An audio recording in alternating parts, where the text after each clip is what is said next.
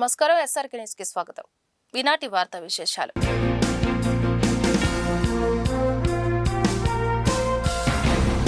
గుంటూరు మిర్చి భారత వ్యవసాయ రంగ ప్రతిష్టతను ప్రపంచానికి చాటి చెబుతుందని జాతీయ స్పైసెస్ బోర్డు చైర్పర్సన్ ఏవిడి సంగీత విశ్వనాథన్ హర్షం వ్యక్తం చేశారు.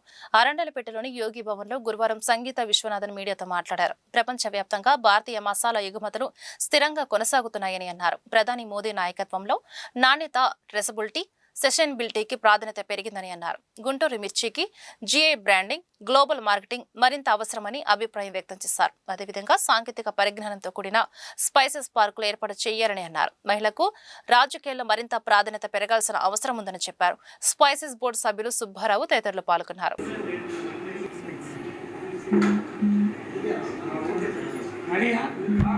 And I'm honored to meet you today at this Guntur, where especially when as part of Spices Board, it is the largest exporters are here in Chile.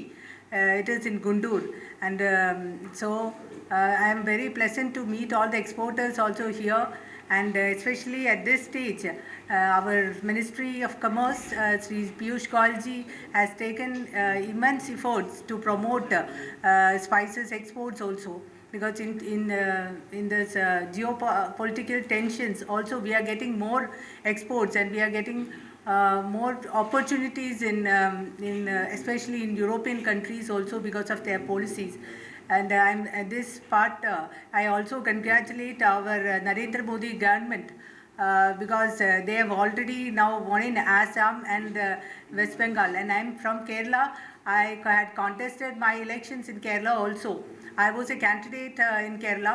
And the historical time for Kerala is also because BJP has now NDA government, NDA leaders have won in Kerala elections also. We got 3 seats in Kerala, and from Assam, from this Andhra Pradesh also, our party leaders had been there to look after the elections, and I am very thankful to them also. And also I congratulate each of the party workers here in Andhra Pradesh, BJP party workers who all wanted to see a good government which gives a transparency to this people. That is Modi government. And also in Bengal, as you know, even being a woman, this Mamta has opposed the women reservation bill, and they are now paying for it, I think so.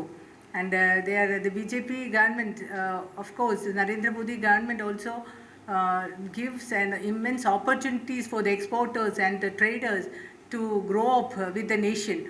So I think I especially thank this Andhra Pradesh people for inviting me here and having a conversation with exporters, and we are trying more to solve their issues on the basis, especially the traceability issues they are facing now, and costs are little bit higher because of freight charges is higher because of this war. As you all know, there is some tensions over many other countries. So we are trying to decrease the cost of freight charges and other related expenses. So I'm going to have a discussion with all the exporters and trying to bring in spices food, but much more transparent, and also to help the exporters in future. చిన్నపలకలూరు వద్ద railway gate ఇబ్బందులకు check పెట్టేందుకు ప్రభుత్వం చర్యలు చేపట్టింది. ఇందులో భాగంగానే కేంద్ర సహాయ మంత్రులు సోమన్న, పెమ్మసాని చంద్రశేఖర్ చిన్నపలకలూరు వద్ద ఆర్ఓబి నిర్మాణానికి ఈ నెల 13న శంకుస్థాపన చేయనున్నారు. ఈ క్రమంలో GMC commissioner K Mayur Ashok గురువారం ఏర్పాట్లను పరిశీలించారు. ఎక్కడ ఎటువంటి ఇబ్బందులు తలెత్తకుండా ఏర్పాట్లు చేయాలని, రహదారులకు మరమ్మతులు చేయాలని అన్నారు. అన్ని శాఖల అధికారుల సమన్వయంతో పనిచేయాలని ఆదేశించారు. Pemmasani OSD Roop Kumar, railway deputy CE Naidu, GMC deputy commissioner Srinivasarao తదితరులు కమిషనర్ పర్యటనలో పాల్గొన్నారు.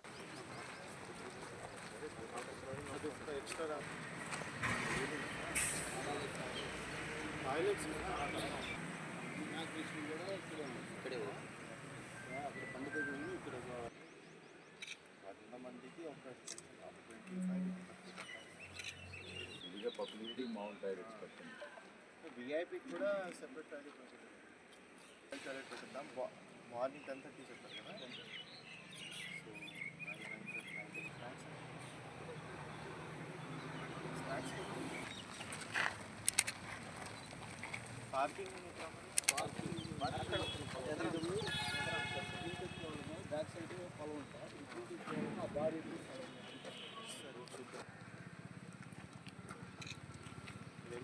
స్టేట్ బ్యాంక్ ఆఫ్ ఇండియా ఉద్యోగులు తమ న్యాయబద్ధమైన సమస్యల పరిష్కారానికి ఈ నెల 25, 26 తేదీల్లో దేశవ్యాప్త సమ్మె చేపడుతున్నారు. All India state bank of India staff federation deputy general secretary Koti Reddy ఇతర సభ్యులతో కలిసి గురువారం అమరావతి రోడ్లో సమ్మె వివరాలను వెల్లడించారు. గత 29 సంవత్సరాలుగా మెసెంజర్ పోస్టులకు నియామకం జరగలేదన్నారు. ఉద్యోగ విరమణ, రాజీనామాలు పెరిగినప్పటికీ నూతన సిబ్బంది నియమించకపోవడం కారణంగా సిబ్బందిపై అధిక పనిభారం పడుతుందని ఆందోళన వ్యక్తం చేశారు. ఈ నేపథ్యంలోనే సమ్మె బాట పడుతున్నట్లు ప్రకటించారు.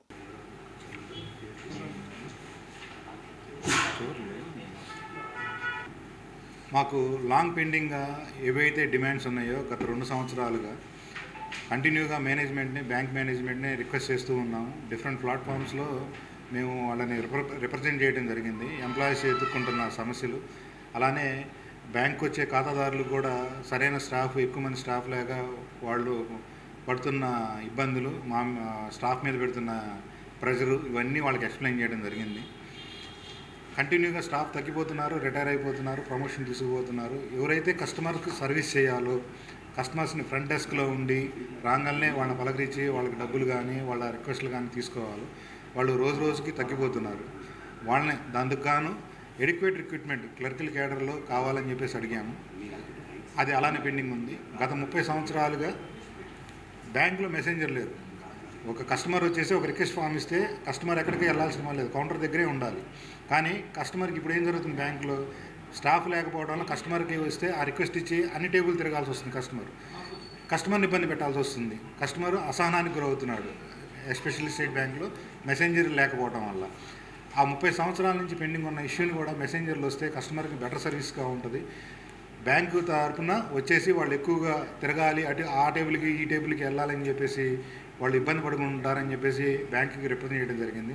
అది కూడా ఆ డిమాండ్ కూడా 30 years నుంచి పెండింగ్లో ఉంది. దాని గురించి గట్టిగా అడుగుతున్నాము. మూడోది స్టాఫ్లో అడిగేది ఆర్మూడ్ గార్డ్ గురించి.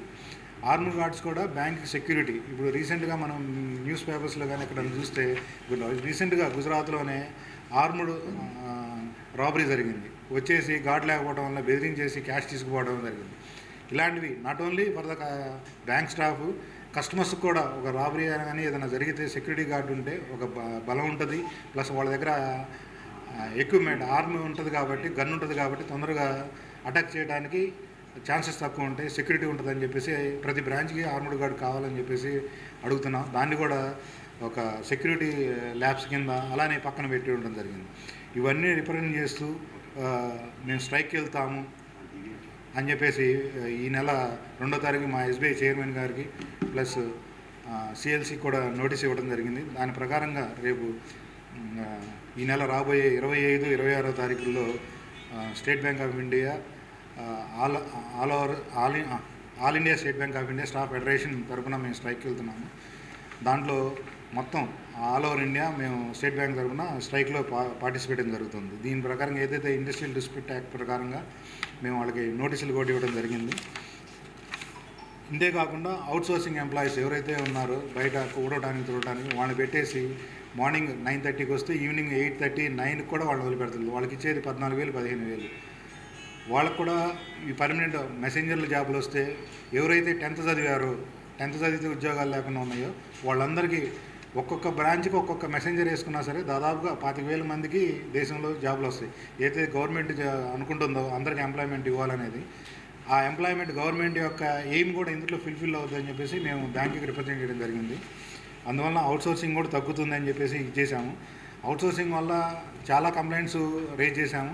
ఎందుకంటే కస్టమర్ వస్తాడు, ఒక యోనో యాప్ రిజిస్ట్రేషన్ చేయడానికి అవుట్సోర్సింగ్ వాళ్ళకి ఇచ్చేస్తే వాళ్ళు చేసి వాళ్ళ ఫోన్ నెంబర్ పెట్టేసుకొని డబ్బులు తీసుకోవడం జరుగుతున్న సంఘటనలు కూడా మనం చూస్తున్నాం. అవన్నీ అవాయిడ్ చేయడానికి కానీ అవుట్సోర్సింగ్ అనేది వద్దని చెబుతున్నాం. పర్మనెంట్ ఎంప్లాయీని ఎలా అయితే మనం క్యాచ్ హోల్డ్ చేసి ఏదైనా తప్పు జరిగితే పనిష్మెంట్ ఇవ్వడం జరుగుతుందో, టెంపరీ అతను ఉద్యోగం మానేసి వెళ్ళిపోతాడు, కానీ బ్యాంక్ వచ్చే బ్యాడ్ నేమ్ అంతే ఉండిపోతుంది.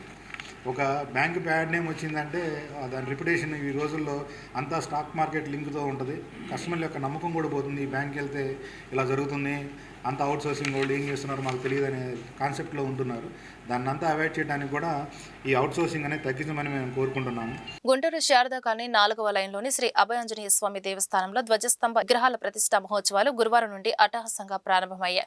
ఇందులో భాగంగా వేద పండితులు కలశతీర్థం, గణపతి పూజ, యాగశాల ప్రవేశం పూజలు మంత్రోచ్చరణలతో జరిపించారు. దేవస్థాన కమిటీ గౌరవాధ్యక్షులు బాలయ్యతో పాటు వేద పండితులు ఈ సందర్భంగా మాట్లాడారు. 3 రోజుల పాటు ఉత్సవాలు జరుగుతాయని, 9వ తేదీన ధ్వజస్తంభాన్ని ప్రతిష్ఠిస్తున్నట్టు తెలిపారు. భక్తులు అధిక సంఖ్యలో పాల్గొని ప్రతిష్ఠా మహోత్సవాలను జయప్రదం చేయాలని వారు పిలుపునిచ్చారు.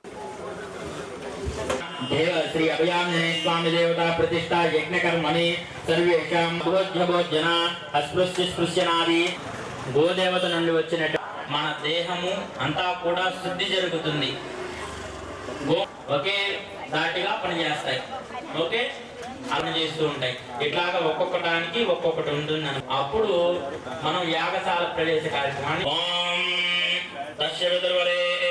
జై శ్రీరామ్, జై శ్రీరామ్, జై శ్రీరామ్, జై శ్రీరామ్, జై శ్రీరామ్. శారదా కాలనీ 4వ లైను శ్రీ అభయాంజనేయ స్వామి దేవాలయంలో శ్రీ అభయాంజనేయ స్వామి దేవాలయ కమిటీగా ఏర్పడి మేమందరం శారదా కాలనీ పుర ప్రజలు ప్లస్ అట్లని మా కమిటీ వారి కుటుంబ సభ్యులు, శ్రేయోభిలాషులు, ఫ్రెండ్ సర్కిల్ అందరూ కలిపి ఈ ఆలయ అభివృద్ధి కోసం తోడ్పడుతూ ఉన్నాము. ఈ కార్యక్రమంలో భాగంగా ఈరోజు హోమాలతోటి ప్రారంభించుకొని రేపు 8వ తారీఖు సాయంత్రం 4:30 గంటలకు ధ్వజస్తంభం గ్రామోత్సవం నిర్వహిస్తున్నాము. అలానే 9వ తారీఖు ఉదయం 9:46 ధ్వజస్తంభ ప్రతిష్టా కార్యక్రమం, తరువాత స్వామివారి శిఖర కలశ స్థాపన ఏర్పాటు చేస్తున్నాము. శిఖర కలశ స్థాపన ఏర్పాటైన తర్వాత మహాకుంభాభిషేకం 500 మంది మహిళలతోటి మహాకుంభాభిషేకంలో పాల్గొనేటట్టు స్వామివారి గుడిపైకి మెట్ల మార్గం ఏర్పాటు చేసి ఉన్నాము. తరువాత కార్యక్రమం 11 గంటల నుంచి గొప్ప అన్న సంతర్పణ కార్యక్రమం. సుమారుగా ఒక 15,000 నుంచి 20,000 మంది వరకు ఈ శారదా కాలనీ చుట్టుపక్కల గ్రామాల నుంచి వచ్చే భక్తులకు అన్న సంతర్పణ కార్యక్రమం ఏర్పాటు చేస్తున్నాము. ఈ కార్యక్రమంలో శారదా కాలనీ పుర ప్రజలే కాకుండా బంధుమిత్రులందరూ, శ్రేయోభిలాషులందరూ ఈ కార్యక్రమంలో పాలు పంచుకొని ఆ స్వామివారి కృపా కటాక్షం పొందవలసిందిగా కోరుచున్నాము. అలానే ఈ దేవాలయ కమిటీ వారికి ఎవరైనా సహాయ సహకారాలు అందించాలంటే కమిటీ వారిని సంప్రదించి ఆ అభయాంజనేయ స్వామి ఆశీస్సులు పొందవలసిందిగా కోరుచున్నాము. గుంటూరు మహాప్రజలకు, అలాగే మన శారదా కాలనీ మహాభక్తజనులకు శారదా కాలనీ 4వ లైన్లో వేంచేసి ఉన్నటువంటి శ్రీ అభయాంజనేయ స్వామి వారి దివ్య దేవాలయ ప్రతిష్టా మహోత్సవంలో భాగంగా ఈరోజు ప్రథమ దివసం అనగా 1వ రోజు గణపతి పూజ, పుణ్యాహవాచన, దీక్షా కంకణధారణ మరియు పంచగవ్య ప్రాసన, యాగశాల ప్రవేశ కార్యక్రమం మరియు తదుపరి సర్వదేవత ఆవాహన, సర్వతోభద్రమండల ఆవాహన కార్యక్రమాలు జరుగును. మరియు ఉదయం 9 గంటలకు లక్ష్మీ గణపతి హవనము, అభయాంజనేయ స్వామివారి హవన కార్యక్రమాలు ప్రారంభం జరుగును. త్రయాహ్నక దీక్షా కార్యక్రమాలు జరుగును, అనగా 3 రోజులు ఈ ప్రతిష్టా కార్యక్రమాలు జరుగును. మొదటి రోజు ఈ కార్యక్రమాలు సాయంత్రం పూట శ్రీ మహాగణపతి హవనము, నవగ్రహ హవనము జరుగును. మరియు 2వ రోజు ఉదయం పూట గణపతి పూజ, సర్వతోభద్రమండల దేవత ఆవాహన అర్చన పూజా కార్యక్రమం, తదుపరి వాస్తు మండపారాధన, ఇంద్రాది అష్టదిక్పాలకులు, నవగ్రహార్చన పూజా కార్యక్రమాలు యథావిధిగా జరిగి తదుపరి హోమ కార్యక్రమాలు జరుగును. సాయంత్రమున ధ్వజస్తంభంకు అలాగే విగ్రహాలకు అభిషేక కార్యక్రమాలు, గ్రామోత్సవ కార్యక్రమం జరుగును. 3వ రోజు ఉదయము 9:46 శ్రవణ నక్షత్రయుక్త మిథున లగ్న పుష్కరాంశమనందు స్వామివారి దివ్య ప్రతిష్టా కార్యక్రమం జరుగును. కావున గుంటూరు మహాప్రజలకు, 50 మంది భక్త మహాశయులకు గుంటూరు శారదా కాలనీలో వేంచేసి ఉన్నటువంటి అభయాంజనేయ స్వామివారి కమిటీ తరపున ఇదే ఆహ్వానము. ఈ వార్తలు ఇంతటితో సమాప్తం. నమస్కారం.